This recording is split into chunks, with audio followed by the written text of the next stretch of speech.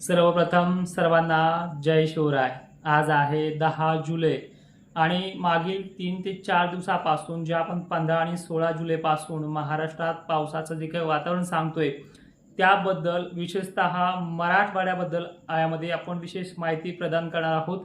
आणि सगळ्यात महत्त्वाचं म्हणजे जे आपण फेसबुकला दुपारी एक पोस्ट केली ती जवळपास लाखो शेतकऱ्यांपर्यंत पोहोचली की 21 पासून ते 25 च्या दरम्यान विहिरीला पाण्याचा स्रोत वाढू शकतो अशा प्रकारचा पाऊस त्या काळामध्ये होणार आहे। तो होणार आहे मित्रांनो, एवढी काही घाबरण्यासारखं चाल नाहीये। आणि एकंदरीत आता अनेक भागांमध्ये पाऊस एवढा पडला की ह्या 2च दिवसांमध्ये त्या भागामध्ये जवळपास रान कोरडं पडलंय अशा पद्धतीच्या कमेंट्स सुद्धा येत आहेत। या सगळ्या गोष्टीचा आपण जाण ठेवूनच हे अंदाज वर्तवले आहेत। यामध्ये कुठल्याही पद्धतीचा मोठा फटका बसणार नाहीये। या सगळ्या गोष्टीचं तुम्हाला यामध्ये शहानिशा करणार आहोत। व्हिडिओ फक्त शेवटपर्यंत पहा। अर्धवट माहिती आणि बरेच मित्र आमचे आपले व्हिडिओ घेऊन थंबनेलवरती काहीतरी भयंकर असं लिहित आहेत, तर त्या मित्रांना विनंती आहे तुम्ही बिंदासल्या, काही इश्यू नाहीये। पण पाहणाऱ्यांना एक विनंती आहे की ते व्हिडिओ कमीत कमी शेवटपर्यंत पाहण्याचा प्रयत्न करा, कारण की सगळ्यांनाच आपण हे बंद करा ते बंद करा म्हणू शकत नाहीये। त्यांना त्यांचे काही राईट्स असतात ते त्या पद्धतीने ते काम करतायत। तर लक्षात घ्या 15 आणि 16 जुलैपासून परिस्थिती कशी असणार आहे त्याबद्दल एक नजर टाकूयात। राज्यात उद्या 11 जुलैला सुद्धा ढगाळलेली परिस्थिती होणार आहे, म्हणजे चांगल्या पद्धतीचं शिरवाळ वातावरण, टेम्परेचर थोडं कमी आणि पश्चिम महाराष्ट्र, खानदेशसह विदर्भ, मराठवाड्यामध्ये आभाळाच्या फळ्या उद्या पण निघणार आहे। आणि हो, गरमीच्या लेवल आणि वारं थोडं शांत झालं तर काही ठिकाणी स्थानिक वातावरणाचा फटका कुठे मोठे एखाद्या ठिकाणी पडू शकतो, अन्यथा ही उघडच आहे। पण यामध्ये 12-13 तारखेपर्यंत आभाळ हे अशा पद्धतीने शिराळ सावली ह्या दोन्हीचं कॉम्बिनेशन आहे।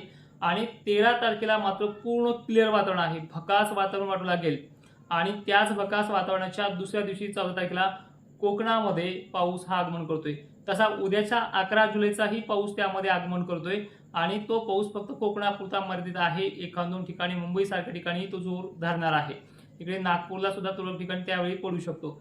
पण 15 पासून आवर्जून हिंगणघाट, नागपूर, छत्रपती संभाजीनगर, विदर्भ, खानदेशमध्ये पावसाच्या सरी 15 तारखेला सुरुवात करतात आणि याच्यामध्ये जालन्याचाही परभणीचाही समावेश आहे। पण ही पहिल्या दिवसाचा जो काही पाऊस असेल लगे एकही गाव सुटणार नाही असं नाहीये। हा तिथे सुद्धा वातावरण पावसाळी तयार करणार आहे। बुरबुर, सटकारे वगैरे सुरू होतील, त्या तारखेपासून पिकं सुकायची कमी होतील। पण 15 आणि 16ला जवळपास 16 तारखेला तो मराठवाड्यामध्ये देखील प्रवेश करणार आहे।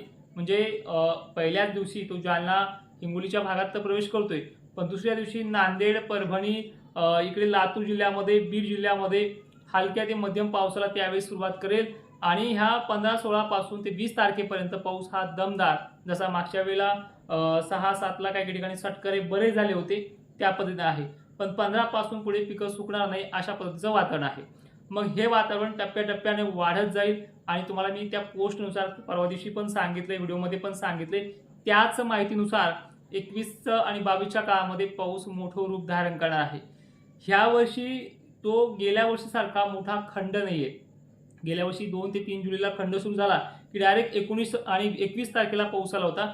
ह्या वर्षी पाऊस कमी आहे, पण 6-7 ते 8 तारखेपर्यंत दमदार का होईना महाराष्ट्रामध्ये सुरुवात झाली।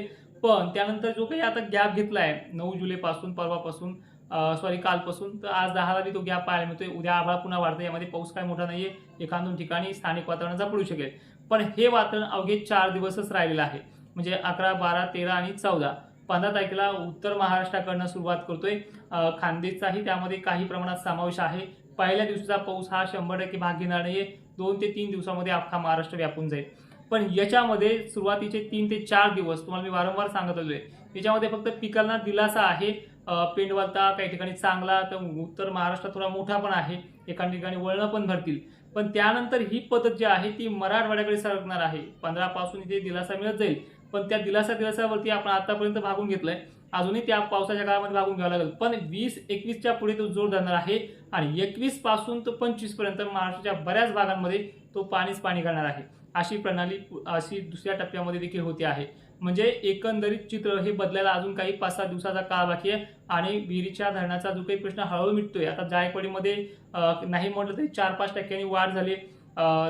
त्यानंतर वरचे तर पश्चिम महाराष्ट्रातील जे काही पुरामुळे धरणं भरलेत तो विषय वेगळा आहे। पण मराठवाड्याचा, येलदरीचा, आणखीन बऱ्याचशा भागाचा प्रश्न सुद्धा ह्या पावसाळ्यात मिटणार आहे। हे फक्त एवढा जुलै आपण बघतोय आता ह्या जुलैच्या नंतरचा येणारा ऑगस्ट सुद्धा स्थानिक गरमीच्या लेवलने आणि पूर्वेकडील बंगालच्या उपसागराच्या लोप्रेशरमुळे यामध्ये अनेक टप्पे पार पाडणारे आहेत आणि परतीच्या पावसापर्यंत ह्या सगळ्या गोष्टी भागणार आहेत। हे सगळं तुम्हाला मी वारंवार सांगतोय आणि दिलासा देण्याचा प्रयत्न करतोय। यामध्ये सगळ्या गोष्टी बाबी मांडलेल्या आहेत। आता नेमकं मराठवाड्यासाठी काय बोलणार होतो ते लक्षपूर्वक ऐका की लातूर, नांदेड, बीड अशा अनेक भागाबरोबरच इकडे सोलापूर, सांगलीच्या काही भागांची इकडे संभाजीनगरची सुद्धा, जालन्याच्या सुद्धा आणि हिंगोली वगैरे भागांची सुद्धा काही भागांची किचकट म्हणजे बहुतेक खूपच क्रिटिकल कंडिशन आहे, ज्यामुळे ह्या 5-7 दिवस पिकं सहन करतील किंवा 6-7 दिवस सहन करतील। हे पहा, निसर्ग इतकाही बेकार नाहीये।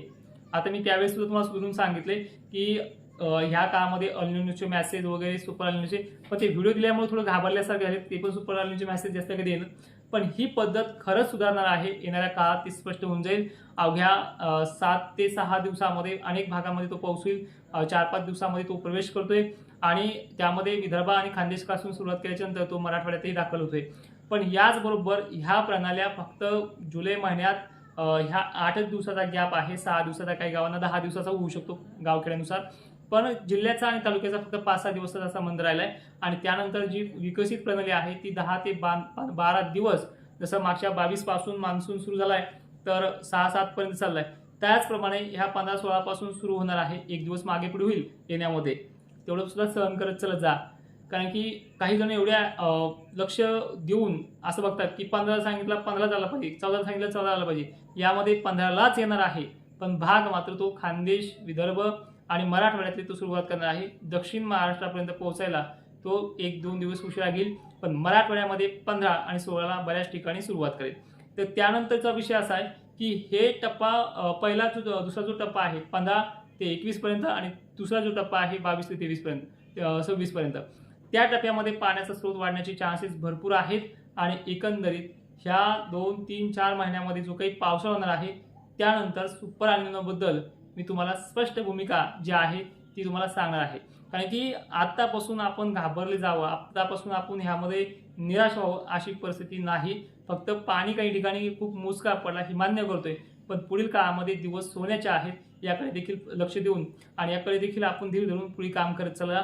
निव्वळ निराशा, निव्वळ नाराजी ही व्यक्त करणं देखील चुकीचं आहे। जय शिवराय, धन्यवाद।